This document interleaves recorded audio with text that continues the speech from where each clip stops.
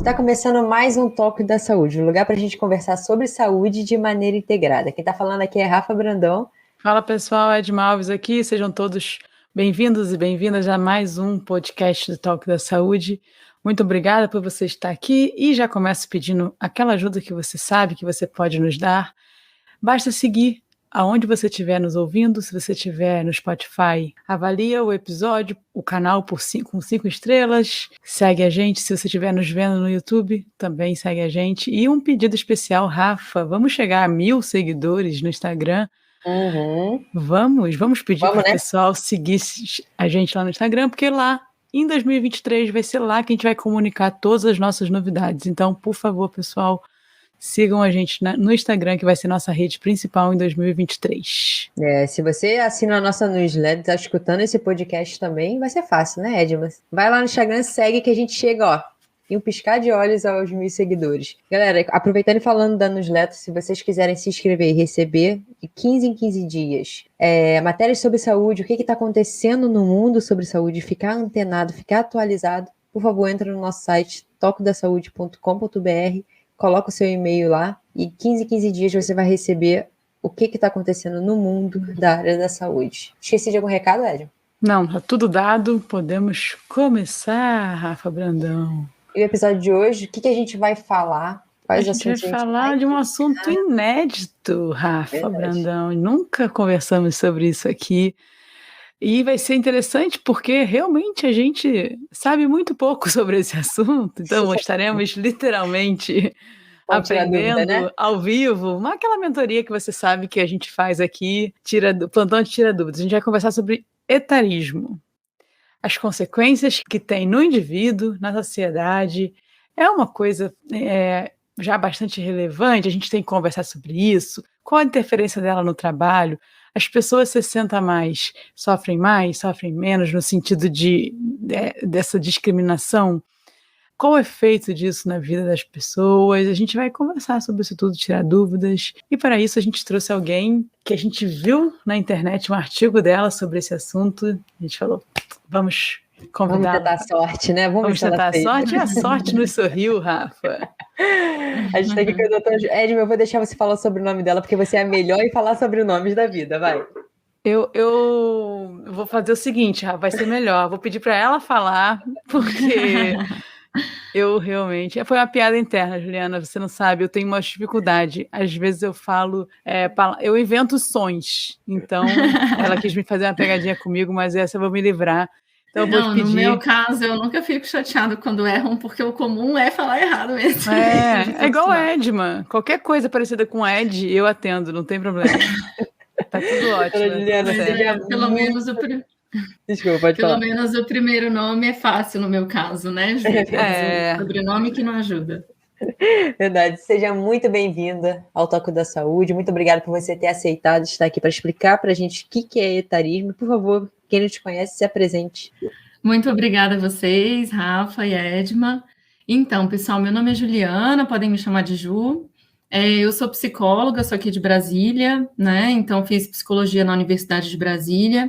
Acabei engatando num mestrado no exterior, que é um mestrado conhecido como Erasmus Mundus, não sei se vocês conhecem, que acontece em 2 cidades europeias, né? Mais voltado para a psicologia social e do trabalho. E naquela época eu tinha o interesse em conhecer um pouco mais sobre como as pessoas se planejam para a aposentadoria. Eu tive a oportunidade na graduação de ver pessoas com dificuldade, né, de enfrentar essa fase da vida, de se adaptar, de, enfim, descobrir o que vai fazer no tempo livre, redescobrir a sua identidade, e aí, em função disso, quando eu cheguei lá em Coimbra, que eu fiz um mestrado em Coimbra e Barcelona, eu já tinha mais ou menos o que eu queria estudar. Aí, quando eu voltei para Brasília, em 2010, eu busquei pessoas que estavam trabalhando com o que a gente chama de programa de preparação para aposentadoria. E aí eu conheci, né, uma pesquisadora, professora aqui da psicologia clínica, que é a Sheila Giardini Murta, e continuei alguns trabalhos com ela, e atuando também especialmente como facilitadora desses programas. Até que, claro, estudando aposentadoria, consequentemente envelhecimento, cheguei no etarismo, né? Escutei muitas falas de etarismo, inclusive dentro da condução desses grupos de preparação para aposentadoria. Então, esses são, sim, digamos, temas centrais com os quais eu trabalho, E de lá para cá também acabou surgindo bastante, especialmente agora na pandemia, demandas de orientação de carreira. E aí eu também decidi me especializar nessa temática, porque cada vez mais a gente tem, então, as pessoas, né, sendo obrigadas, em função da reforma da Previdência, a trabalhar por mais tempo, e algumas delas querendo trabalhar por mais tempo. Então, hoje eu atendo pessoas de todas as idades, o que a gente chama de primeira escolha, né, profissional, que pode ser aí de 16, 17, a partir dos 16, 17, 18 anos, e pessoas também que estão enfrentando o que a gente chama de transição de carreira, que pode ser dos 25 até os 75 anos ou mais. Então, em poucas palavras, é isso. E como fala o seu sobrenome? Esqueci de falar. Seidel, Juliana Seidel. Seidel. Então, escreve com E, mas já ouvi Seide, Seidel, Saibros, Souza. Cara, eu ia chutar Seidel. Ia ser como? essa. Tranquilo. Vamos começar, então, como você mesmo falou, você entrou em contato no meio da sua jornada com esse termo, etarismo. Então, eu queria que você começasse, por favor, explicando o que é, qual o significado desse termo. Uhum. Então, em geral, os especialistas que trabalham, estudam etarismo, têm a tendência a responder que etarismo é preconceito ou discriminação etária. E é bacana responder dessa maneira porque é simples, é curto, né? Mas, então, eu acho bacana, já que a gente está aqui nessa oportunidade, de trazer o conceito completo. E o conceito completo envolve preconceito, estereótipo e discriminação. Então, eu vou explicar um pouquinho cada um deles, tá? Lembrando que essa explicação, ela vale para qualquer ismo, ela também vale para o racismo, para o machismo, ou para a LGBTQIA+fobia, ou, né, enfim, para qualquer outro tipo. Então, em primeiro lugar, o preconceito, ele é sempre uma avaliação negativa. E a avaliação na psicologia, nesse caso, é sentimento, é emoção, certo? E é importante começar por ele, porque a gente sofre e pratica etarismo justamente porque a gente tem medo de envelhecer. Então, esse é o sentimento, um sentimento de preocupação, de ansiedade, de medo em relação ao envelhecer, né? Também conhecido como aí outro termo que é a geraskofobia, que é esse medo de envelhecer, que depois a gente pode falar um pouco mais sobre ele. Então, em primeiro lugar, vem o preconceito, que é o sentimento. Em segundo lugar, vem o estereótipo. E estereótipo é crença. Então, é como eu penso em relação ao outro, tendo apenas a idade como base, né? Então, se eu digo, é mais 60 mais, é lento, é devagar, é resistente à mudança, né? Seja um estereótipo negativo, que é mais comum, claro, em se tratando de etarismo, mas no caso também da conceituação do estereótipo, também existem estereótipos positivos, né? Então, eu posso ter uma crença, por exemplo, de que, esse 60 mais é sábio, né? É uma pessoa madura, e às vezes não é. Para todo e qualquer estereótipo, existe sim o que a gente chama de outlier, né? Um fora da curva, alguém que não corrobora. E isso ajuda a gente a entender, tá? Então, no caso do preconceito, é como eu me sinto em relação ao outro, tendo apenas a idade como base, outro ou outra, e o estereótipo, como eu penso em relação ao outro. E a discriminação é como eu ajo em relação ao outro. Então, é como eu me comporto em relação ao outro, tendo apenas a idade como base. Então, se eu estou na minha organização, na empresa onde eu trabalho, eu não contrato uma pessoa 50 mais, eu não considero o currículo dela na contratação, né? Ou eu não vou a lugares onde eu acho, lá só tem tio Suki, tá? Não, amiga, não vamos nessa festa. Lá só tem homem mais velho. Então, eu me separo, né? Eu não interajo, às vezes eu não olho nos olhos. Essa é uma manifestação de etarismo muito comum. Você pode ver nas reuniões de família, por exemplo, às vezes tem uma pessoa, tem uma pessoa hoje em dia 60, 70 anos, aí já é mais, né, na nossa sociedade, na nossa classe privilegiada, classe média, classe alta, você tem pessoas interagindo e tal, não sei o quê. Se for uma pessoa de 80, às vezes, dependendo, né, a gente vai falar sobre isso hoje. Independente da idade, mas assim, uma pessoa que já tem mais dificuldade de fala ou de escuta, regra geral, ela fica muitas vezes isolada. As pessoas não puxam o assunto com ela, elas não, né? Então, ela fica ali na mesa sozinha, e aí, vez ou outra, vem alguém cumprimentar na hora que chega e na hora que sai. Mas, de fato, conversar, interagir. Então, esse é um ponto que a gente vai falar bastante hoje, eu acho importante, gosto muito dessa frase, somos todos etaristas em desconstrução. A partir do momento que a gente entende que é um processo deixar de ser etarista, assim como deixar de ser machista, deixar de ser racista, né? Porque existem as manifestações institucionais desses fenômenos, a gente começa a agir, né? E, de fato, a mudar paulatinamente. Uhum. Ih, vai ser uma briga aqui, eu e tu hoje, hein, Rafa? Ficou claro? Quem pergunta primeiro. Ficou super claro. É que eu abri o microfone, ela abriu o microfone. Eu tenho uma curiosidade. Como surgiu, não sei se você sabe isso, se foi dado lá em alguma das suas especializações, como é que surgiu essa preocupação? Porque eu digo pela minha área da educação física, hoje a gente olha muito mais para o público mais idoso por uma questão de daqui a alguns anos eles serão grande maioria. Então, eu posso dizer que hoje as pessoas estão começando a olhar para isso. Eu acredito que o etarismo já é estudado há muito tempo. Existe alguma coisa que alarmou a necessidade desses estudos? Sim, existe. O etarismo, de fato, já vem sendo estudado mais ou menos desde a década de 80, a gente costuma os primeiros estudos com Fraboni, inclusive foi uma das referências, assim, as mais clássicas, né, Palmer também, estudando esse assunto, mas por que houve um boom? As pessoas perguntam muito isso. Mas sempre a gente fala de machismo, fala de racismo, mas etarismo, algumas pessoas em palestra até hoje falam, levanta a mão quem é a primeira vez, ainda tem aí uns 5% que fala, eu nunca tinha ouvido falar nesse termo. Então, ele cresceu bastante por 2 motivos. O primeiro é justamente por conta do que a gente chama de revolução da longevidade. Então, finalmente, né, apesar de ainda tardio, no caso do Estado brasileiro, a sociedade como um todo está percebendo que o Brasil envelhece mais rápido que países desenvolvidos como França e Estados Unidos. A gente tem hoje, a gente está passando tem um demógrafo que chama José Eustáquio, que chama o envelhecimento populacional brasileiro de tsunami grisalho. Tão rápido é o nosso envelhecimento, e a gente não está preparado para isso, eu digo em termos de políticas públicas, né, de profissionais preparados, etc, etc. Então, de um lado tem a mídia está trazendo mais dados sobre essa economia prateada, revolução da longevidade, aí cada um chama de um jeito, né? Esse rápido envelhecimento populacional, como você, Rafa, também já destacou, esse é um ponto. E o segundo ponto que aumentou bastante foi a pandemia, porque com a pandemia em 2020, muitos especialistas passaram a chamar os idosos de grupo de risco. E aí, quem estuda etarismo começou a freak out, falar, não faz isso. Por quê?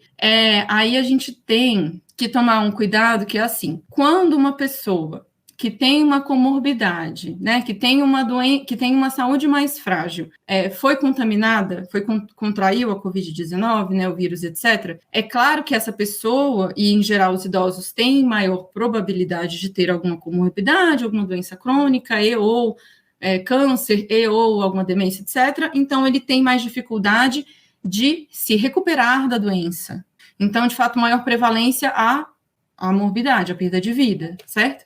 Agora, não existe maior probabilidade de contrair o vírus. Então, tem que tomar muito cuidado, porque a gente viu, por exemplo, que vieram muitos memes, né? Porque a gente sabe, sim, que não... mais uma vez, a gente não quer estereotipar, mas tinha um grupo de pessoas idosas que, em função de N motivos que também são explicados pela ciência, falam, gente, eu já tenho mais de 30 anos, eu não vou respeitar medida protetiva nenhuma, então eu vou sair de casa, eu não vou usar máscara, eu não vou... Né? Que a gente também tem que entender esse fenômeno. Mas, assim, não é porque é uma pessoa mais velha que tem mais chance de contrair o vírus. Todo mundo é grupo de risco. O que a gente precisa falar por isso é em comportamento de risco, e não em grupo. Tanto que quando virou de 20 para 21 e os jovens começaram a morrer, porque a galera foi para festa, foi curtir a virada na balada, e aí vieram as manchetes da mídia de novo. Não existe grupo de risco. Jovens, né, aumenta, infelizmente, a taxa dos jovens que morreram de Covid. Então, quando a gente fala em comportamento de risco, a gente quer dizer que isolamento social, né? Claro, até hoje, quer dizer, evitar aglomeração, utilizar máscara, lavar as mãos, álcool em gel, são os comportamentos preventivos para não contrair o vírus. Então, eu lembro que recebi memes, por exemplo, Catavéio, né? O ônibus do Catavéio ia passar nas cidades recolhendo os velhos que não estavam respeitando o isolamento social, ou senhoras presas numa gaiola, porque vamos colocar essa velharada na gaiola, etc. Não. E peraí, então a gente, mais uma vez, Pode ter, sim, uma parcela, mas tinham de todas as idades que não estavam respeitando os comportamentos de proteção, né? Então, eu me recordo que eu sempre, como eu venho trabalhando com aposentadoria há muito tempo, em geral, as palestras eram muito voltadas para planejamento para aposentadoria, e eu comecei a estudar etarismo em 2015, né, quando eu entrei no doutorado. E em 2020 e 2021, praticamente, eu só fiz palestra 20, 21 e 22, né, nos últimos 3 anos, só sobre etarismo, basicamente. Então, o tema, ele realmente está em alta. E depois eu posso até também citar outras profissionais, outras pessoas que estudam o tema para o nosso público também buscar mais informação. Seria ótimo. Você falou uma frase que chamou minha atenção. Você disse que o Brasil, ele é o país onde as pessoas envelhecem mais rápido, foi isso? É um dos países em que essa taxa, essa proporção tem sido mais rápida que até alguns países desenvolvidos que já são idosos, né? Uhum. Sim. Eu acredito que você não esteja falando só de idade biológica. Nesse caso, idade biológica. Não, nesse caso eu estou falando mesmo, os indicadores demográficos são baseados na idade cronológica mesmo, que é a idade que está na nossa carteira, né, de identidade, na nossa certidão de nascimento, é o parâmetro que eles têm. Uhum. Tá, tudo bem. E então a minha pergunta, os dois, se você responder sim ou não, eu acho que eu conseguiria um gancho. Faz diferença a percepção que eu tenho da minha idade para questões psicológicas falando, tá? No sentido de como eu me sinto, se as questões de etarismo, elas me atingem mais. Tem algum link, alguma coisa a ver isso, ou eu estou viajando? Sim, essa é a idade que a gente chama de idade subjetiva, que é a idade que eu sinto que eu tenho. Tá. Né? Então, tem muita gente que fala assim, mas eu me sinto tão jovem, né? Eu não me sinto, vou fazer 38 daqui a 2 meses, né? E realmente não me sinto com 38 anos. As pessoas falam, e por que isso acontece? Por que isso acontece? Acontece em função de modelos mentais que a gente teve de como era uma pessoa de X idade. Então, quando a gente era criança, eu imagino que vocês também têm aí 30 e poucos, né? E aí a gente lembra... poucos. Esqueci de perguntar, mas a gente que estuda esse tema não pode ter vergonha de dizer a idade cronológica, porque ela não importa. Eu tenho 38 e a Rafa 33. Então. E aí a gente vai falar já também sobre a idade biológica, né, que está bem relacionada à subjetiva. Mas no caso da subjetiva, imagina, quando a gente era criança, não sei se vocês tiveram convivência com avô e avó, mas, por exemplo, a minha avó faleceu com a que eu mais interagi, minha avó materna. Ela faleceu com 85 anos, mas desde os 75 anos ou 70 anos, a minha avó ela já tinha uma saúde debilitada. Então, ela já tinha dificuldade de andar, ela tinha diabetes e tudo. Eu cuido, eu sei que eu tenho predisposição a diabetes, e eu cuido disso, da minha alimentação e tal, desde os 20 anos de idade. E a minha avó provavelmente nem sabia que ela tinha predisposição a diabetes, eu não sei, né? Então, assim, é uma outra... Então, hoje, quando a gente vê uma pessoa de 70... Quando eu vejo uma pessoa de 70 anos, eu falo, gente... Né? E a pessoa está viajando, fazendo trilha, andando na minha frente, na corrida, no parque da cidade, eu penso, uau, a minha avó não conseguia nem andar ainda direito já mais com 8,70. Então, isso faz com que a gente também se sinta mais jovem. Mas, além disso, quer dizer, além desse modelo mental que está mudando, porque a revolução da longevidade, ela é mundial, ela é global, né, de fato, existe também o nosso estilo de vida. Então, a gente tem muito mais informação, né, graças a vocês, por exemplo, graças ao nosso trabalho profissionais de saúde, as pessoas hoje têm mais acesso. Então, com a 4ª Revolução Industrial, o avanço, né, também da tecnologia, a internet, o acesso à informação hoje, ele é muito maior. Todo mundo sabe que precisa fazer exercício físico. Eu viro para as pessoas que eu atendo e falo assim, olha, eu pergunto, é sedentário? Vocês, sou sedentário. Eu falei, bom, né, eu como psicoterapeuta ou orientadora de carreira, falo, você está perguntando de exercício físico? Pergunto, porque como você cuida da sua saúde física e mental, vai traduzir também sua realização profissional. Hoje em dia não tem mais como desconectar as coisas, né? As pessoas, elas estão ali vivendo múltiplos papéis o tempo inteiro. E quanto mais eu cuido de um papel de autocuidado, que seria, por exemplo, a prática do exercício físico, eu também cuido, consequentemente, mais das minhas relações familiares, das minhas relações profissionais, das minhas relações sociais. É claro isso, é translúcido, não precisa nem de estudo para comprovar. Então, quando vem um cliente e eu pergunto sobre os hábitos, estilos de vida, e ele me diz que não pratica exercício físico, eu digo, bom, então, nesse caso, você tem 7 anos, em média, de vida a menos do que uma pessoa que está praticando 30, 40 minutos, 4 vezes por semana. É simples assim.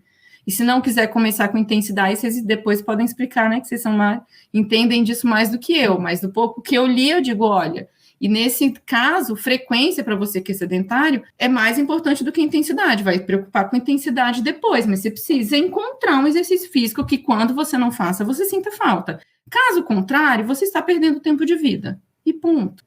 Aí vocês podem complementar. Sim, é isso. Que entendem mais do que eu. A regularidade, a aderência, o fazer, né, o repetir, sim, é muito importante. Exato. Pessoal, interrompendo esse episódio, mas é por um ótimo motivo.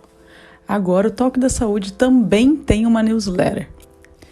Além de entregar conteúdo por áudio, como vocês já estão acostumados aqui no podcast, também faremos um resumo de tudo que está acontecendo de importante no mundo da saúde, e isso pode chegar direto no seu e-mail.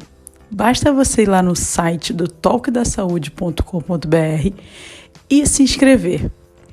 A cada 15 dias você receberá um resumo daquele jeito que você já conhece, com uma comunicação assertiva e simplificada.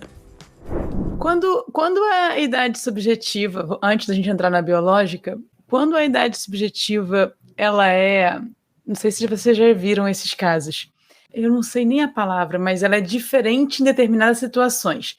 Tem situação que a pessoa fala que ela é jovem. Aí passa 2 semanas, tu vê alguma fala que ela fala uma coisa, aquilo que você falou sobre as crenças no início, tu fala, mas aquelas brincadeiras, né? Mas eu tenho uma coluna de idoso e tal. Existe também essa percepção, dependente da parte da vida, ela se sente mais jovem em algumas relações e outra menos. Isso é também comum, não é?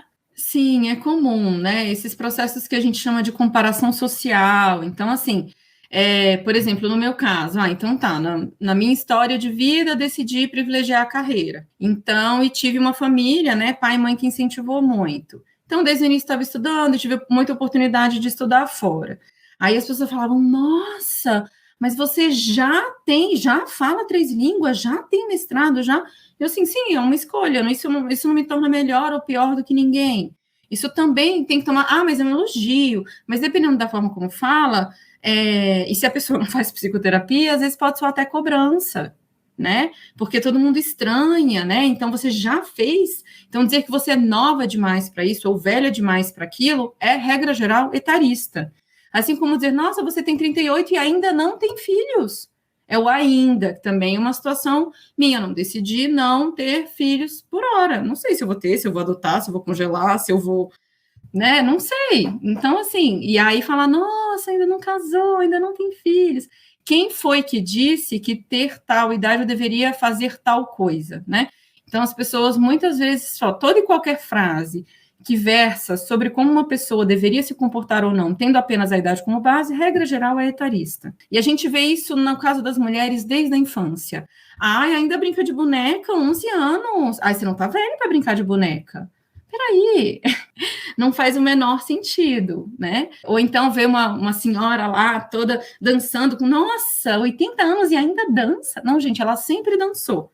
E ela vai continuar dançando enquanto ela tiver saúde. Então, não é elogio, falar, nossa, não parece. Eu sei que, no fundo, essa é a ideia, dizer, olha, a partir, né, da imagem que eu tenho de uma pessoa de 40 anos, a gente falar que a gente não parece. Esse é um que a gente chama até de etarismo assim, mais disfarçado. Mas imagina a partir dos 45 você escutar isso toda vez que você encontrar alguém. É cansativo, né? Aí você fica pensando assim, deve parecer o quê? Uma mexerica? Meu rosto devia estar todo enrugado? Como que devia ser? Então, são muitas falas. E no caso, é importante deixar claro, né, que na nossa sociedade o etarismo é muito mais forte e frequente em relação às mulheres. E não é à toa também que tem mais pessoas investigando o fenômeno que são mulheres. Ou até por conta dessa questão do nosso ciclo, o fato da gente já enfrentar a menopausa a partir dos 40 e poucos, 50, varia muito, mas tem pessoas que começam já sentir os sintomas, vem. Como se fosse uma menopausa precoce, né? Ela tem... Precoce. É isso. Exato, é isso. Então, é isso, a gente fala,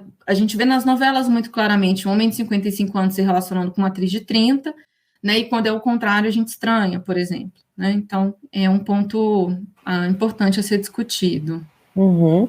Você acredita barra tem algum estudo envolvido?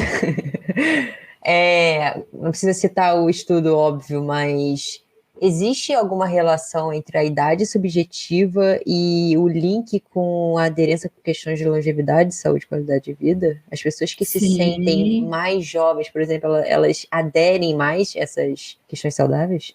Sim, existem estudos, depois eu posso mandar para vocês, se vocês quiserem dar uma olhada, mas é justamente a relação entre idade biológica e subjetiva. Então, a idade biológica é a idade das nossas células mesmo. A gente não deveria justamente se preocupar com a idade cronológica, né, que é a que a gente, em geral, canta lá, põe as velhinhas lá no parabéns, justamente porque a idade que traduz a nossa saúde, né, física, mental, cognitiva, é a idade biológica. E a maneira mais precisa, como eu comento, né, no artigo que a Edma encontrou, para avaliar a idade biológica é pelo comprimento dos nossos telômeros. E os telômeros, eles protegem o nosso DNA, são como se fosse uma pontinha do cadarço, né, das nossas células. E com o passar do tempo, o processo oxidativo, o envelhecimento também, que é natural, tende a se desgastar. Mas já tem estudiosos, que eu até cito lá no artigo, se não me engano, é David Sinclair, depois eu vou pegar, estou com o livro dele aqui no Kindle, em que ele comenta que já é possível reverter esse envelhecimento e você prolongar os telômeros que se encurtaram, né? E aí, enfim, tem N procedimentos, alguns que eu tenho uma visão mais crítica com relação a ele, porque a gente tem que tomar cuidado com esse, né? É etarista também querer parecer jovem a todo custo. O que eu vou fazer? É pela saúde ou pela estética?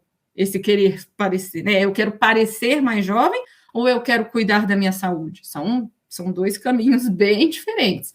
Até porque eu, por exemplo, já atendi pessoas que fizeram 3, 4 plásticas, pintam o cabelo e lidam muito pior com o processo de envelhecimento do que quem nunca fez plástica e deixou o cabelo branco. Então, para lidar bem com o etarismo autodirigido, que é o etarismo em relação, em geral, quem é mais etarista, por isso que a gente fala, né? Se você é homofóbico, por exemplo, você está com algum problema com relação à sua sexualidade? Porque se você estiver bem com a sua sexualidade, você vai se importar com a dos outros? O meu etarismo é igual. Olha, por que se eu estou bem com o meu processo de envelhecer, por que eu vou dizer, nossa, olha aquela mulher usando saia curta, que absurdo, se eu fosse ela, não sei o quê. Por que você vai se importar? Você tá usando, quem está usando a saia curta é ela, não é você, né? Então, o etarismo autodirigido, né, em relação a si próprio, ele também interfere bastante na própria idade subjetiva. Porque se a pessoa fala, não, eu tô velha para isso, imagina, não vou aprender uma língua nova agora, não vou comer agora, eu tô sedentária há 20 anos, imagina, se eu vou começar, já passei dessa idade, não consigo mais nem levantar. Se você pensa dessa maneira e não tá a fim de mudar as suas próprias referências, né, então aí realmente fica mais complicado, né, você conseguir adquirir um novo hábito ou reverter um hábito que faz mal à saúde. Sim. Eu vejo, eu queria saber uma opinião sua, pela sua experiência. Eu vejo muitas dessas crenças que você falou que ele tem com o outro, ele aplica nele mesmo, como você mesmo acabou de falar. E isso limita muito o gerenciamento da vida, né? Assim, até o prosperar, o aprender coisas novas, como você mesmo deu esse exemplo. Por que você acha que as pessoas... existe esse medo do envelhecimento? Eu imagino, o meu medo não é sobre o envelhecer, o meu medo é realmente sobre a disfuncionalidade. Realmente não conseguir realizar movimento, para mim, eu acho que o dia que isso chegar, eu acho que vai ser um desafio mesmo emocional para mim. E eu vou ter que saber trabalhar isso um dia que vai chegar. Eu trabalho muito para isso demorar muito para chegar. Mas acho que um dia vai chegar, enfim. Mas eu não imagino que esse seja o maior medo das pessoas. O que você tem de experiência para contar, assim, os maiores medos do envelhecimento? O que você diria para a gente?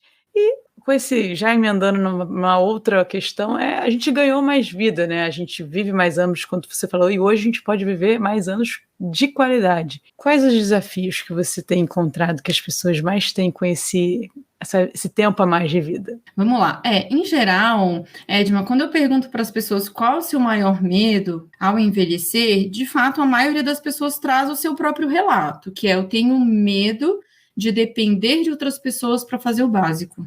Olha, não imaginava. Para me nos grupos assim, né? Eu já venho oferecendo esses grupos de preparação para aposentadoria desde 2010, né? Então já vão fazer aí 13 anos e é o que a maioria diz, assim, eu tenho medo da dependência, né? De perder a independência, de perder a autonomia e de depender de outras pessoas. Então, a maioria das pessoas relata isso sim. É claro que existe também um grupo que tem o medo das rugas, que tem o medo da aparência, né, envelhecida. E aí é por isso que a gente tem hoje, por exemplo, as minhas amigas com relação a procedimento estético, eu conto nos dedos qual ainda já não fez com 30 e poucos anos um botox, por exemplo. A maioria das minhas colegas, amigas já fizeram. Ou até outros, assim, essa questão no Brasil, ela é muito forte, que é o corpo feminino, né? O corpo feminino, assim, pessoas estão fazendo exercício físico, que tem um corpo bonito, fazendo lipoaspiração, quer dizer, eu acho, tem sim um nível, na minha opinião, de culto à juventude, ao corpo belo, de uma maneira excessiva e doentia, né, no Brasil. Então, eu acho que isso existe. Já aconteceu, por exemplo, só para eu trazer aqui história, né, que você falou, eu começar a conduzir quais são os temas que a gente aborda nos programas de educação, como a gente gosta de chamar para aposentadoria.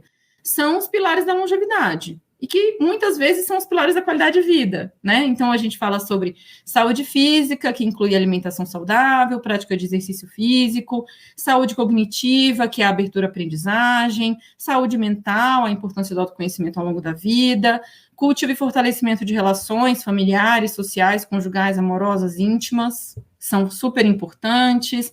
Aí entra também, muitas vezes, saúde sexual, independência financeira, né, ou autonomia, a pessoa que tem aí a questão financeira não tem dívidas, né, que não é a maior parte da população brasileira, a maior parte tem dívidas.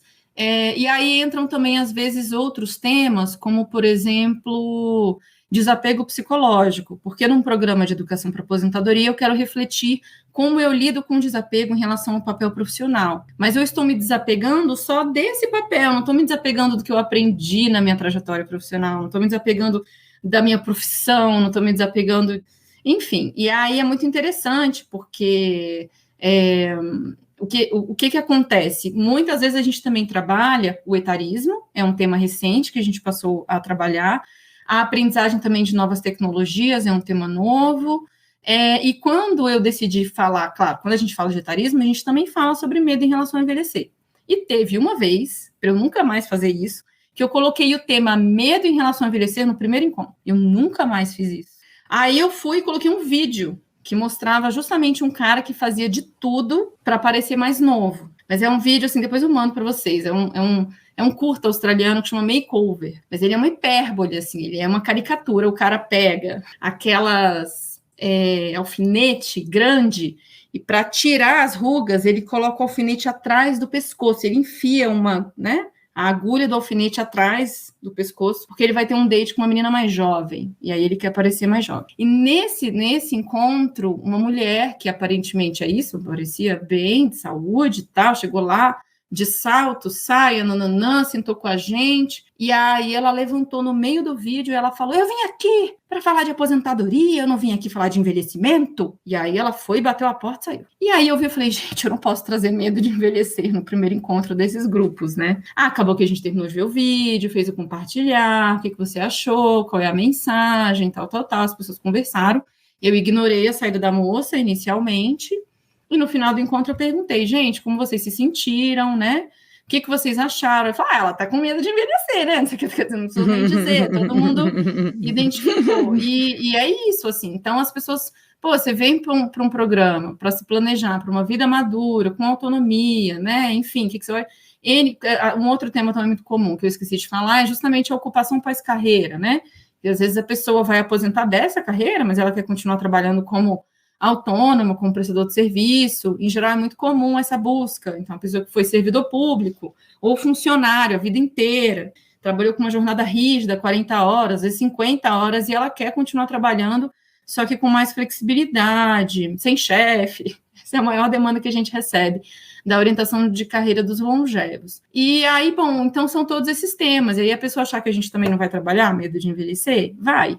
E a sensação, e aí o que acontece é isso, assim, ver que tem muita gente que tem resistência, e depois eu fui ter uma conversa individual com ela, e aí ela me contou que ela cuida da mãe, que a mãe é acamada há muito tempo, né?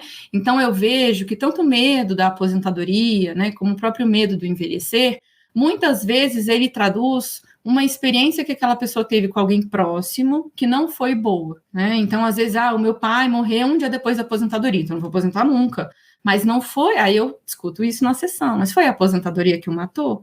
Não, era o fato de que ele só vivia para o trabalho, ele não cuidou das outras esferas da vida ao longo da vida, e não se preparou, né? Então, ele teve um infarto um dia depois do dia D da aposentadoria. Agora, é isso, assim, são muitos aspectos, né, que traduzem esse medo do envelhecer. E o que é importante a gente conversar é justamente como a mídia, como a sociedade ainda coloca, né, essa obrigatoriedade de se parecer jovem ou de ligar. Eu gosto muito de uma frase que é da Ashton Applewhite, que é uma referência que ela fala: etarismo é usar jovem como elogio e velho como crítica. E a gente faz isso o tempo inteiro, sem perceber. Imagino que sim. Sabe o que eu achei que ia ser a resposta de maior medo das pessoas? Até me surpreendeu. Fico feliz com essa resposta, porque elas, tomara que elas busquem aí atitudes para elas levarem essa autonomia por mais tempo, mas eu imaginava que era a importância social, o papel social delas, sabe? Acho que a tendência é a gente diminuir a importância social dessas pessoas, e eu achava que esse era um medo, um bem regular.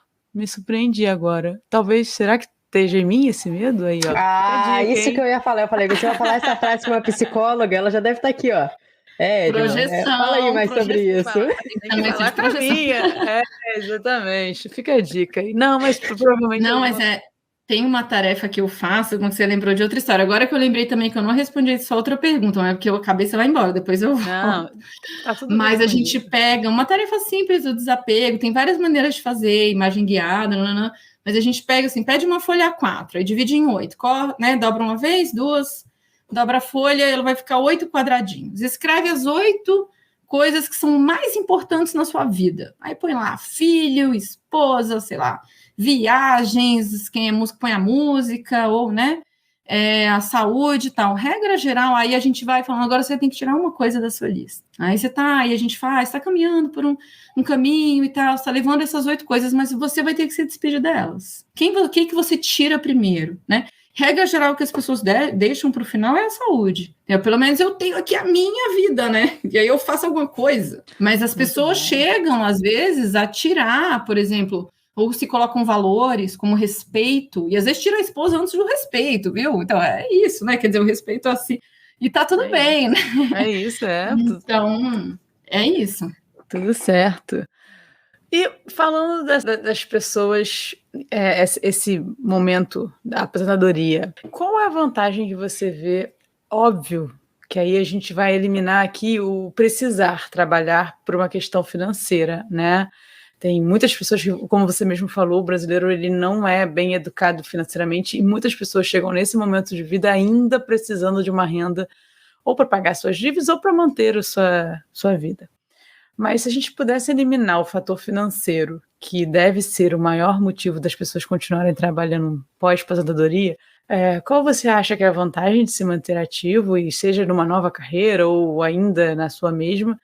E também uma pergunta ao contrário, assim, para os empresários e donos de empresas e pessoas que podem empregar outras, qual a vantagem que você acha de ter uma pessoa já aposentada na sua equipe? Excelentes perguntas. No caso da primeira, né, que é o que faz com que, se as pessoas, quem tem independência financeira, porque deve continuar produtivo, como a gente gosta de chamar. E é muito importante se sentir útil, se sentir produtivo, que é o termo agora também que tem sido muito usado, que é o tal do propósito. Um dos objetivos do processo de planejamento educação para aposentadoria é a identificação do que me faz despertar todas as manhãs. Então, às vezes a pessoa tem, e isso varia muito, assim. Então, a gente tem pessoas que cultivar os papéis familiares e sociais é suficiente para aquela pessoa se sentir útil. Então, ela não quer trabalhar em outro projeto, ela quer, sei lá, cuidar dos netos, viajar, sair com as amigas. Para muitas mulheres, até especialmente quem teve uma tripla jornada muito pesada e tem a oportunidade de não ter que continuar trabalhando, muitas mulheres vivem bem, se permitem, até porque o trabalho doméstico é trabalho. Então, ela já trabalha em casa, na verdade. É engraçado porque eu brinco assim, a tripla jornada, o único ganho que tem da tripla jornada é que as mulheres se adaptam melhor à aposentadoria que os homens, porque os homens, eles foram começar a lavar louça agora, na pandemia. Eu conheço gente que nunca tinha lavado um prato na vida, quer dizer, então, isso acontece.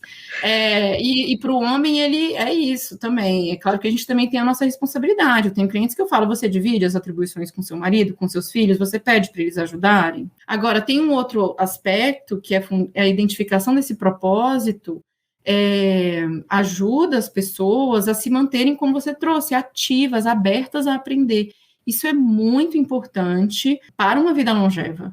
Muito. Então, quem fala, não, já aprendi. Eu costumo brincar e dizer assim, se você quer ser o velho no sentido negativo do termo, a conotação mais pejorativa que você pode pensar, é uma pessoa que diz, eu não tenho mais nada a aprender, eu já aprendi tudo, eu já fiz...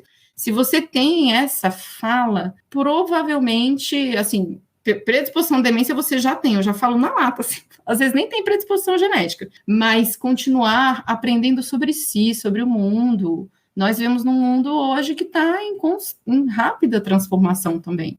Então, mesmo que não seja para você seguir a carreira a gente tem de tudo, tem 50+, que tem o propósito de diminuir a emissão de carbono, que é lutar pelo meio ambiente no Brasil, e tem gente que o propósito é escrever um livro de contos sobre... a gente não está aqui para julgar propósito nenhum, o propósito é do indivíduo, é ele que vai decidir o que é importante para ele ocupar o tempo livre. Mas, assim, importante que ele pense sobre isso. E se não tiver retorno financeiro, é melhor ainda. E aí, só para trazer, assim, eu vejo várias histórias, as pessoas. Eu queria, por exemplo, no Brasil, né? Músicas, as carreiras artísticas. O meu sonho, quando eu toco bandolim, eu perco a noção do tempo. Aí a pessoa foi servidor público no escritório fechado a vida toda, e o sonho dela era ser atleta, ou músico, ou ceramista, ou, enfim, mecânico, às vezes, né? Porque também tem as profissões técnicas que no Brasil não são valorizadas. Aí ele vai fazer isso porque ele não precisa do retorno financeiro, porque eu ainda também atendo uma parte privilegiada da população, e aí ele fica rico, porque trabalhar com o que gosta é interferir na sua motivação intrínseca. E aí que vem aquela fala, trabalhe com o que ama e nunca mais terá que trabalhar. Não, é um trabalho, só que as pessoas no Brasil que trabalham com o que gosta não chamam de trabalho. Eu fico chocada. Eu atendo pessoas que têm 2 carreiras. A que começou no início da vida e ela considera que é a principal, paga as contas, e a que faz o que ela ama, mas já está quase pagando o que a outra pagava. E aí eu falo, por que você não aposenta da carreira que você já atingiu os critérios e fica só com a sua doceria? Porque a pessoa acorda de manhã, faz a massa do bolo de manhã, entra no serviço público, trabalha a tarde inteira e à noite ela faz o recheio do bolo e ela vai dormir de madrugada. E ela só faz isso. E aí eu falo, por que você não sai do serviço público para você fazer exercício físico e etc, se os seus bolos estão te dando 15 mil reais por mês? Mas é porque eu vou ficar sem trabalho. Eu falo, mas tu já tem 2 trabalhos. Isso que você faz de manhã e de madrugada é trabalho. E as pessoas não consideram. Você tem uma quebra de estereótipo impressionante. Então, não, mas aposentado é vagabundo. Eu falei, mas querida, você tem 2 carreiras. E você tem que ir nesse processo. Você não tá, porque a filha já saiu de casa, tá divorciada, essa é uma história real, sabe? E falar assim, você precisa fazer outras coisas também, viajar com as amigas, desfrutar. Se tá grana, minha amiga, não tá te faltando, deixa eu te mostrar, entendeu? Então, é muito impressionante isso, de achar que só o trabalho estável, o trabalho carteira assinada é emprego e é trabalho. O que eu gosto de fazer não é. E essas pessoas acabam, justamente por não serem obrigadas a ter esse retorno financeiro, vem o retorno financeiro, entende? Porque elas fazem o que gostam. Então, isso é muito bacana de ver, assim. Acontece muito. Que legal. puxando... Você quer complementar? Eu não respondi a outra pergunta dela, que foi... A vantagem da empresa. Isso. Por que os líderes, gestores devem contratar pessoas 50 a mais? Olha, na minha opinião, que trabalho com o tema, em primeiro lugar, por responsabilidade social. Promover a diversidade é ver qual que é a porcentagem dessa parcela da população no Brasil e essa representatividade tem que estar na sua empresa. É simples assim a conta. Então, tem 52% de mulheres no Brasil, então tem que ter 52% de mulheres nas lideranças da sua equipe. Tem? Não tem. Bom, então não é diversa. É esse o cálculo. Então, se a gente tem 25% hoje da população 50 a mais, tem que ter 25% da população 50 a mais. E nas empresas multinacionais privadas no Brasil, a média é 5 para baixo, certo? Então, a gente tem hoje, por exemplo, empresas como Natura e Alabora, que fazem recrutamento e seleção de pessoas 50 a mais no Brasil, que tem bancos com 100 mil pessoas. E elas alocaram nem 3% nos últimos 5 anos. Então, a gente tem hoje uma parcela altíssima da população querendo, desejando, precisando trabalhar, e as empresas não contratam por conta do etarismo. Porque acham, e é claro, e essas pessoas têm regra geral, né? Mais uma vez, sem querer estereotipar, mais competências socioemocionais, porque são, de fato, mais maduras, viveram outras coisas, então tem mais paciência para lidar com o público, né, com clientes, com as pessoas, dentro da própria equipe, e as pessoas jovens também, muitas vezes eu faço palestra sobre etarismo, e a pessoa vem, nossa, só depois da sua palestra que eu fui perceber que a pessoa mais velha que trabalha comigo tem 45 anos. E eu adoro trabalhar com fulaninho de 60, quando eu trabalhava com uma pessoa mais velha, porque ela me ensina também sobre a vida. Não é só sobre o que eu tenho que fazer aqui no dia a dia do meu trabalho, né? Então, assim, esses são relatos muito frequentes de que uma pessoa mais velha, ela costuma inspirar as outras pessoas também, com relação a tudo que elas já viveram, a história e etc. E é isso, assim, a gente sempre tem a ganhar com a diversidade. Então, não só de idade, mas é isso, de religião, de região onde nasceu. A gente só vai conseguir reduzir os estereótipos e os preconceitos quando a gente interagir com essa pessoa, porque aí eu consigo quebrar, falar, nossa, eu achava que alguém do Rio de Janeiro era malandro e não trabalhava direito. Eu fui trabalhar com essa carioca aqui, menina. Não é que a menina é porreta, entrega antes do prazo. A gente só vai conseguir quebrar realmente na interação, entendeu? Eu li uma frase no Instagram da Longeva que chocou bastante, que ela fala que a aposentadoria é tempo de criar e fortalecer vínculos. Minha pergunta é, como fazer isso? Como é que eu me preparo para a aposentadoria? Existe uma idade que a chave tem que ser virada? Ou não, hoje eu, com 33 anos, já tenho que estar me preparando para isso? Excelente, essa é outra pergunta muito comum. Como a gente trabalha numa perspectiva preventiva, a gente costuma dizer que o planejamento financeiro ele pode começar na infância. Então, muita gente pergunta, e depois por que eu comecei a trabalhar com esse tema? Tem várias histórias que cruzaram o meu caminho, que me levaram a trabalhar com essa temática. Mas o meu pai, ele começou a contribuir para a minha previdência privada, eu tinha 8 anos. E eu não sabia nem o que era aposentadoria, muito menos trabalho, nem previdência, quanto mais privada, eu não entendia muito bem. Previdência privada, você está colocando o meu dinheiro em algum lugar e ele está rendendo, né? E até hoje ele diz, aqui você não mexe, aqui é para o seu futuro. E aí eu fui vendo que tinha ainda muito essa visão de que viver o presente não é viver o futuro, né? Uma visão muito reducionista, né? Deixa a vida me levar, a vida leva eu, quem vive a vida não tá nem aí para o futuro. E não é bem assim, pelo contrário. As pessoas que têm mais facilidade de estarem presentes no aqui e agora, de desfrutarem mindfulness e atenção plena, são pessoas que também estão pensando em quem eu quero ser no futuro, né? Então, com relação ao aspecto financeiro, você pode começar e deve para o seu futuro, especialmente em função de que a gente não tem controle de como é que vai ficar o sistema da Previdência Social em breve, o quanto antes. O ideal é que eu falo para as pessoas juntarem aí o que você conseguir. Aí eu consigo juntar 1% do meu salário, seja 1%, aí eu passo para 3%, passa para 5%. É para o futuro, Juliana, mas como que eu vou planejar para um futuro que eu nem sei quando que vai chegar? Então, aí o que a gente chama de substituição da recompensa, que é se dê um presente quando você conseguir atingir essa meta de juntar esse pouquinho, que você nem sabe para que vai ser.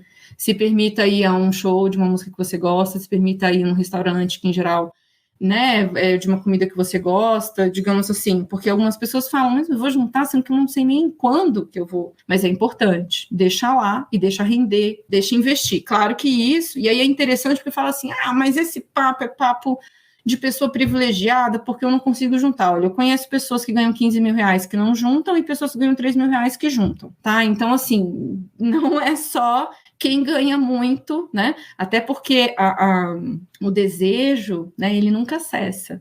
E se a pessoa também não reflete sobre isso, por exemplo, agora eu passei em tal emprego, estou ganhando mais, e aí a pessoa que não tem essa perspectiva de tempo futuro e não guarda para o futuro, então agora eu vou comprar um jatinho, agora eu vou trocar de carro, agora precisa, né? Eu falo jatinho, mas assim que eu cheguei num dos primeiros órgãos aqui em Brasília que eu fui dar uma palestra, eu lembro que eu falei, então, qual que é o principal aspecto aqui do planejamento da aposentadoria, que era STJ? Aí a pessoa é financeiro. Eu falei, financeiro? Como assim? As pessoas estão comprando o quê? Jatinho? Perguntei zoando, ela disse, não, lancha. Aí eu, lancha?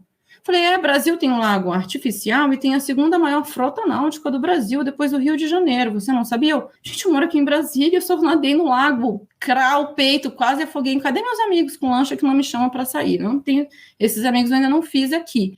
Mas é isso, assim, então é uma loucura, né? E eu conheço também pessoas, por exemplo, que não ganham um salário médio aí de 5 mil reais por mês, já compraram 3 kitnets e estão alugando as kitnets e ganhando muito dinheiro com o aluguel desses apartamentinhos de 30 metros quadrados. E a pessoa ganha 5 mil reais por mês e ela sempre juntou para comprar, entende? Então, assim, tem gente que tem realmente é claro que o salário interfere, né, bastante nessa autonomia financeira, mas esse é um ponto, assim. Um outro ponto é que quando a gente entende que a partir do momento, né, como a Edma, vocês já falaram também, quando a gente entende que a prevenção é a melhor maneira de viver com autonomia e independência física no futuro, então eu começo a cuidar do meu aqui agora, e a cuidar de todas as esferas para uma aposentadoria bem-sucedida e uma longevidade ativa a partir de agora, de fato, né? Então, não só o financeiro, eu digo financeiro porque quanto mais tempo a gente deixa o dinheiro rendendo, mais a gente tem retorno. E em qualquer idade também a gente deve começar. Então, tem que tomar cuidado para falar assim, então, se eu estou com 50 anos e não comecei a fazer exercício, tá tarde? Não, nunca tá tarde, né? Nunca é tarde. Nunca é tarde. A gente também tem que incentivar as pessoas a adquirirem hábitos em qualquer idade, mas a gente sabe sim que a partir do momento que eu coloco 3 vezes por semana, exercício físico no mínimo, está na minha agenda, tão importante quanto a entrega de um relatório. E isso eu faço muito com os meus clientes, né, Rafa? Você perguntou, como que eu cultivo e crio, por exemplo, vínculos? Coloca na sua agenda. Quem é a amiga da sua infância que você vai ligar essa semana? Para quem que você não conversou? Você tá aí no Instagram vendo a vida de todo mundo, passou 1 hora vendo a vida alheia. Tá, mas com quem que você quer se aproximar e ter uma troca real e verdadeira? Quem são essas pessoas? A gente aplica técnicas para avaliar tudo isso, mapa social. Então, como estão as minhas habilidades socioemocionais em relação às pessoas que eu amo? Eu tenho facilidade para demonstrar carinho, para elogiar, para dizer te amo, ou para dizer não, para estabelecer limites. Tudo isso é avaliado, né? Tanto no processo de orientação de carreira como no psicoterapêutico, que é a qualidade das minhas relações.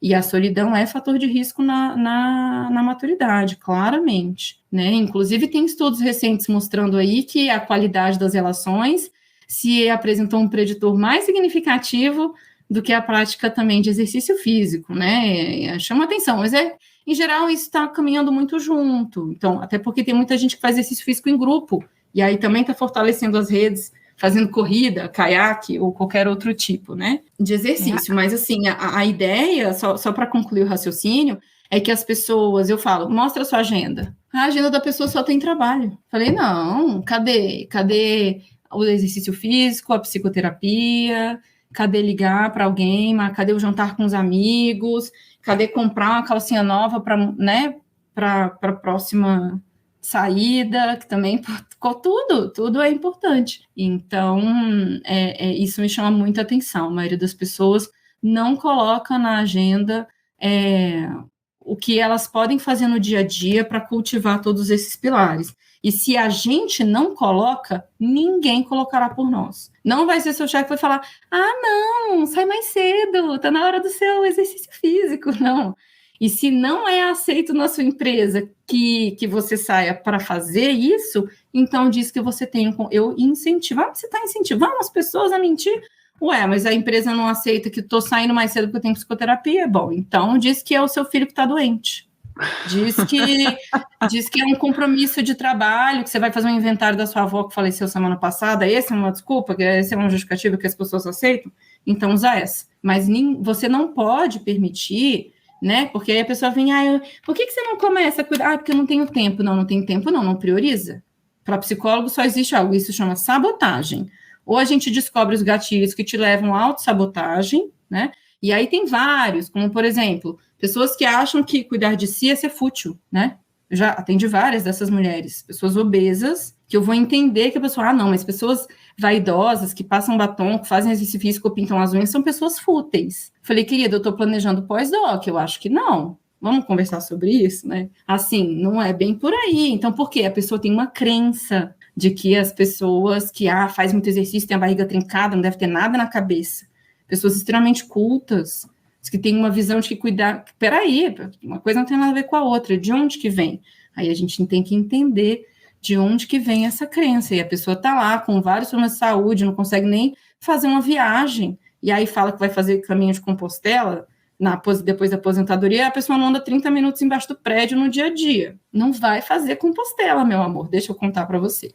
Certo? Ou vai fazer um custo muito alto, né? Que não é a intenção, não vale a pena, não é a intenção, não vai ser divertido, nem prazeroso, nem bom para a saúde quando voltar, né? Exato. Já atendi um caso desse, por isso que eu estou falando. Quando você falou sobre as vantagens de se ter uma pessoa 50 a mais na empresa, só me veio na cabeça aquele filme O Estagiário, gente. É muito bom aquele filme, né? Vocês lembram desse filme? É muito bom. Sim, as pessoas citam muito ele. Uhum.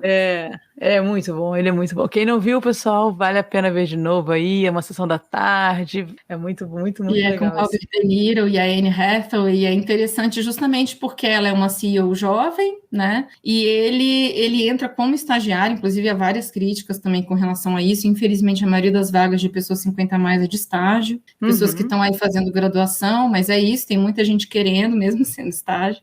E o interessante é justamente porque o personagem que o Robert De Niro representa mostra a sua visão sistêmica, né, sua capacidade de ajudar em outras esferas da vida, porque ela também está com um casamento em crise, sem dar muito spoiler, mas mais ou menos vale muito a pena, é um filme leve, e tem uma cena no início desse filme que eu acho muito boa, as pessoas não pegam, mas é porque a gente que já está trabalhando com esse tema, e mostra no início ele aposentando, aí mostra, vou viajar. Aí ele viaja para a cidade dos filhos e fica lá um tempo na casa dos filhos, e ele se sente super deslocado, aí mostra ele tentando dormir na cama do neto, assim, eu não pertenço a esse lugar. Então é isso, a primeira fase de adaptação da aposentadoria, ela é chamada de lua de mel, que é justamente quando a pessoa fala assim, muita gente vira para mim e fala, Juliana, não vou me preparar a aposentadoria não, sabe por quê? Porque eu não quero fazer nada na minha aposentadoria, quero ficar de pernas para o ar, quero viajar, eu não quero fazer nada, eu vou desfrutar ao fazer nada. E é maravilhoso isso, é bom isso, que bom que você quer fazer isso. Só que a sua lua de mel, ela pode durar 6 anos, ela pode durar 6 meses, ou algumas pessoas não a desfrutam por 6 dias.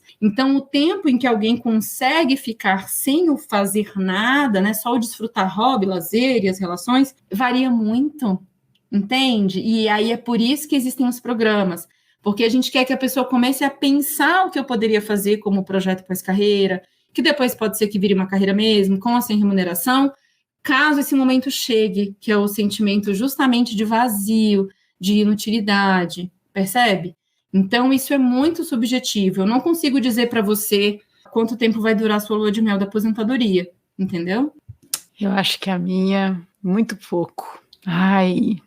Mas eu já tenho trabalhado o não fazer nada e curtir as relações e os hobbies desde agora. Então, talvez até que seja melhor. Mas eu li também um livro, só para fechar, antes da gente entrar nas nossas perguntas finais, e eu li um livro recentemente, chama... que tá bem famoso também, um outro termo que está bem na moda, que é o aprendizado ao longo da vida, né? É o lifelong learning. E é um livro muito bom, recomendo para todo mundo. E uma das crenças que ele faz questão de quebrar no início, o início do livro, ele quebra várias crenças sobre aprendizado, antes de entrar em técnicas de aprendizado. Ele fala assim, por muito tempo a gente pensou que o adulto não poderia aprender. E imagina um adulto jovem, imagina o mais velho, o adulto mais velho. Então, hoje a gente sabe, na neurociência, que não, o aprendizado ele acontece a qualquer momento da vida. E eu acho que esse livro e esse assunto, eu acho que realmente é capaz de mudar isso, sabe? A vontade das pessoas aprenderem, seja aprender sobre etarismo, saber que tem crenças, que você sim pode ser preconceituoso, você está cheio de ações que está diminuindo as pessoas simplesmente pela idade que elas têm. Então, só esse podcast já é uma maneira de aprender. Então, essa vontade de aprender, eu digo que a minha lua de mel vai durar pouco, por isso que eu acho que eu tenho muitas curiosidades, muitas vontades de aprender. E isso acaba confundindo um pouco, querendo ou não, um pouco com o trabalho, com a obrigação. Mas, às vezes sim, às vezes não, mas enfim.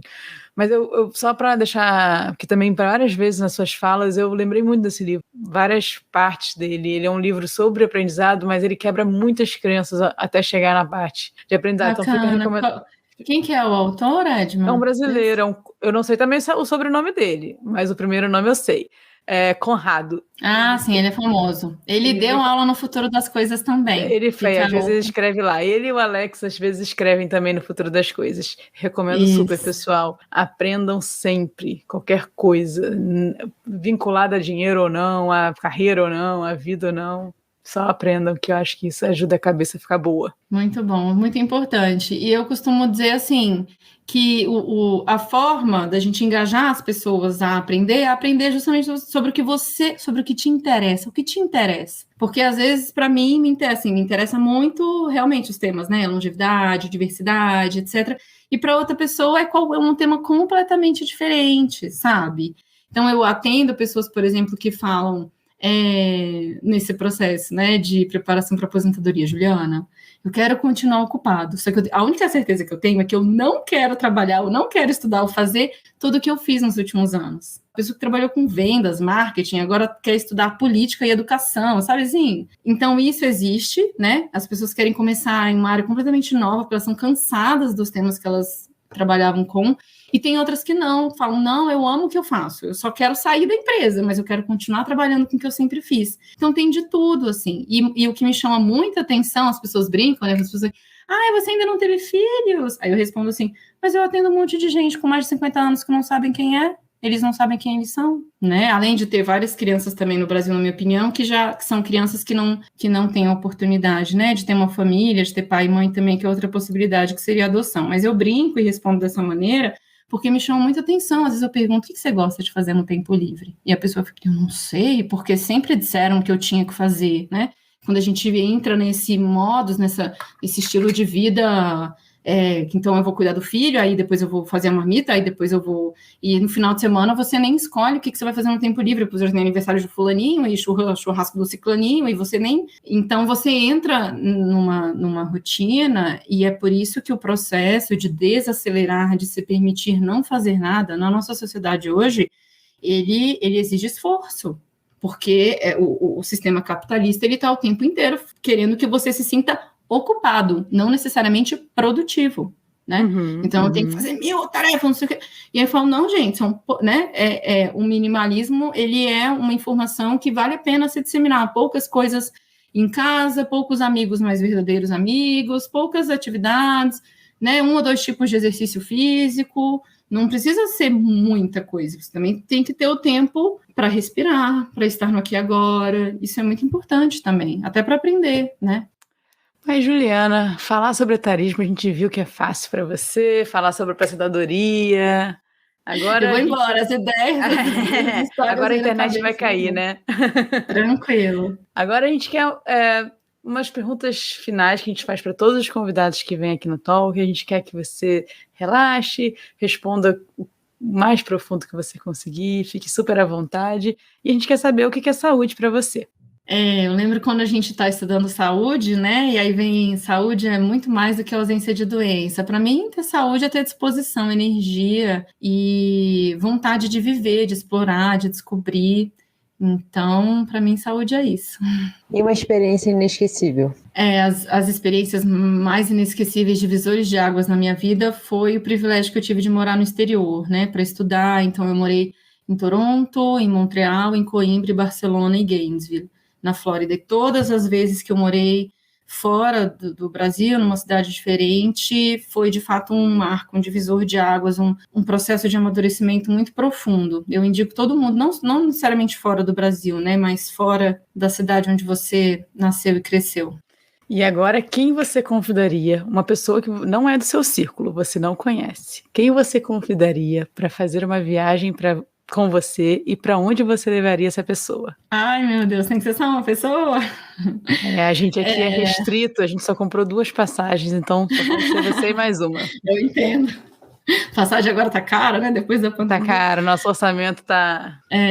Olha, tem muitas pessoas que eu admiro, né, no ramo da longevidade, que eu acho que seria um privilégio viajar com elas. Eu escolho uma pessoa que ela não se divulga muito nas redes, mas eu gosto muito do blog dela, que é a Marisa Tavares, porque ela resume estudos científicos nacionais e internacionais com muita leveza no blog G1, né, do Globo. Depois eu posso compartilhar com vocês também. A Marisa Tavares tem um livro super simples, assim, com uma linguagem simples, mas com informações muito importantes, que é a longevidade no cotidiano. E ela tem outro que ela lançou no passado também, que é sobre menopausa. Então, tem a Miriam Goldenberg também, tem o Alexandre Kalash, tem aí muitas referências, mas eu escolheria a Marisa Tavares. E você levaria ela para onde? Eu convidaria ela para a gente poder conhecer uma das 5 regiões no mundo que a gente chama de Blue Zones, ou zonas azuis. Tem a maior quantidade de nonagenários, né? Pode ser Okinawa, no Japão. Tenho vontade de conhecer o Japão. Eu iria para Sardenha. Sardenha. Bom, vocês conhecem as Blue Zones. Legal. Conhecemos. Temos muitas curiosidades de ir lá ver as pessoas de 90 e 100 anos andando de caiaque e fazendo atividade física mais livre, sem ser um exercício físico muito programado e estereotipado. A gente tem curiosidade em dia, a gente vai lá. Olha, se um dia vocês quiserem combinar comigo, com outras pessoas da Longeva, eu vou chamar você e a Marisa. Beleza, ótimo. Legal. E qual o hábito saudável do qual você mais se orgulha? Seu hábito? Eu sempre gostei muito de me autoconhecer, né? Psicóloga não tem jeito, então acho que esse é um hábito. Não só sou psicóloga e atendo, mas eu conto nos dedos desde os 16 anos, então antes de cursar psicologia, eu comecei a fazer psicoterapia porque eu tive um problema no ouvido. Mergulhando em Fernando de Noronha, eu estourei o meu tímpano esquerdo. E aí a minha autoestima desceu muito e eu acabei fazendo uma cirurgia. Eu pude, né, restaurar aí a parede do meu tímpano e a minha audição, mas às vezes eu ainda acho que eu falo um pouco mais alto que a média. E aí, a partir daí, eu comecei a fazer psicoterapia e eu também fiz orientação de carreira para escolher a psicologia, né, como área. E aí eu brinco dizendo que se eu pudesse fazer outro curso, eu faria psicologia de novo, para pegar as matérias que eu não consegui pegar em 5 anos de psicologia, porque é um mundo realmente, a quantidade de abordagens e, né, áreas. A gente tem hoje a psicologia, isso, dentro das empresas, na clínica, na escola, forense, social, comunitária, hospitalar. Quer dizer, a psicologia, felizmente, está aí em vários contextos e eu sou apaixonada, né, pela busca do autoconhecimento e por promover o autoconhecimento das outras pessoas. É isso. Amor o nosso papo. Espero que ajude muitas pessoas mesmo que estão ouvindo. Mas o pessoal que se interessou e quiser saber mais sobre isso, conta pra gente onde a gente te encontra. Pode ser rede social, espaço físico, pra galera que é de Brasília. Aqui em Brasília eu atendo, assim, numa clínica que chama Orbis, e o nome da minha empresa é Longeva. Então, você pode acompanhar as nossas novidades no site, que é www.longevapsi, né, PSI, de psicólogo, .com.br, e o @ tanto do Instagram, do Facebook e do LinkedIn também é Longeva Psi, tá bom? É isso, Edma. Então, a gente vai compartilhar com quem? Primeiro, você quer agradecer? Por favor, agradeça, Juliana, que você tirou ótimo, várias dúvidas suas aqui e fingiu que era para galera. Por ter aceitado conversar com a gente e por ter sido ótima conversa. Muito obrigada mesmo. Obrigada a vocês, adorei conhecê-las também. A gente vai caminhar esse episódio, Rafa, para todo mundo que vai fazer aniversário em 2023. Se você conhece alguém que vai fazer aniversário em 2023, vai colocar uma velinha a mais no seu bolo, Você vai encaminhar ela. E vai lidar bem com isso, porque a gente já aprendeu aqui. Você sabe que o importa é como a subjetiva e a biológica. Foca nessas que essas que importam, pessoal. Exato. Muito obrigada para quem chegou até aqui. Até na outra semana. Daqui a 15 dias, pessoal.